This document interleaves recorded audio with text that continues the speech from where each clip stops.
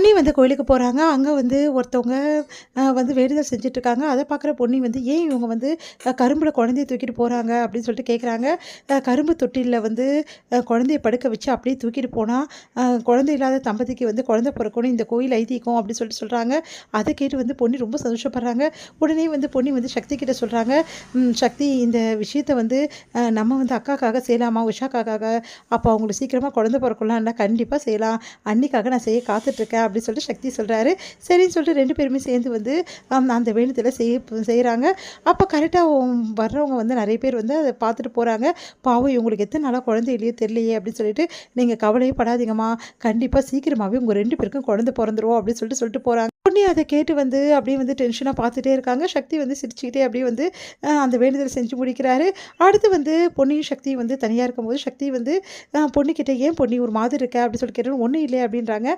சொல்லு, நீ ஏதோ வந்து மனசில் நினச்சிட்ருக்க ஆனால் அதை சொல்ல மாட்டேங்கிற அப்படின்னோடனே, இல்லை கோயிலில் இன்றைக்கி நடந்தது தெரியாமா, நல்லா தானே நடந்தது எல்லாமே அப்படி சொன்னோன்னே, அதெல்லாம் கரெக்டு தான், ஆனால் வந்து ஒரு சில பேர் வந்து நம்மளை தப்பாக நினச்சிக்கிட்டு நம்மளுக்கு தான் குழந்தை வர வேண்டி வந்திருக்கோன்னு சொன்னாங்க பார்த்தீங்களா, அதை நினச்சி தான் யோசிச்சுட்ருக்கேன்.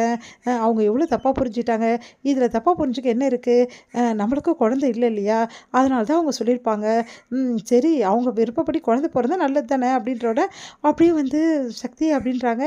இல்லை பொன்னி, எப்படியும் குழந்தைன்றது எல்லாருக்கும் பிறக்க தானே செய்யும், அதை தான் நான் சொன்னேன் அப்படின்னு சொல்லிட்டு போகிறாரு. உடனே வந்து பொன்னிக்கு மனசுலாம் சந்தோஷமாக இருக்குது. சக்தி வந்து கொஞ்சம் கொஞ்சமாக மாறிட்டே வராரு.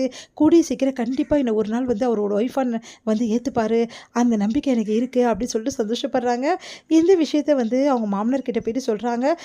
இந்த மாதிரி குழந்தை இல்லாத வந்து வேண்டின விஷயத்தையும், அதே டைமில் உஷாக்காக வேண்டுதல் செஞ்சதையும், அதே டைமில் சக்தி வந்து சொன்னதையும் வந்து சொல்லிகிட்ருக்காங்க. இதெல்லாம் கேட்டு வந்து ரொம்ப சந்தோஷப்படுற சந்திரசேகர், நிஜமா மாமா சொல்கிற, ஆமாம் மாமா, எனக்கு நல்ல நம்பிக்கை வந்துருச்சு, கூடிய சீக்கிரம் வந்து சக்தி வந்து என்னை ஒய்ஃபாக ஏற்றுப்பார், நாங்கள் 2 பேரும் வாழ போகிறோம் பாருங்கள் அப்படின்னோடனே, அது மட்டும் இல்லாமல் சீக்கிரமாகவே வந்து உங்களுக்கு குழந்தையும் பிறக்கும், சீக்கிரமாகவே எனக்கும் பேரப்பிள்ளை பிறக்கும் அப்படின்னு சொன்னோன்னே, போங்க மாமா அப்படி சொல்லிட்டு போகிறாங்க. எல்லாத்தையுமே ஒளிஞ்சிருந்து வந்து பிரீத்தி வந்து கேட்டுடுறாங்க. பிரீத்தி வந்து செம்ம கடுப்பாக இருக்காங்க.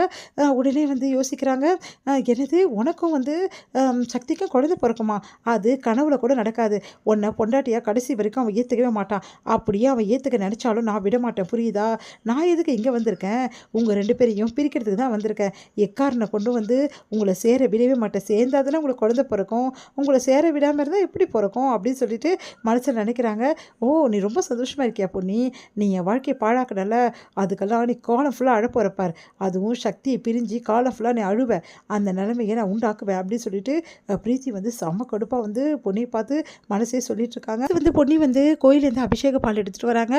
அதை எப்படியாவது உஷாக்கா குடிக்க வைக்கணுமே, ஆனால் உஷாக்கா வந்து குடிப்பாங்களா என்னன்னே தெரியலையே, எப்படி கொடுக்குறது அப்படின்னு சொல்லிட்டு யோசிச்சுட்டே இருக்காங்க. அப்போ கரெக்டாக சண்முகம் வராரு.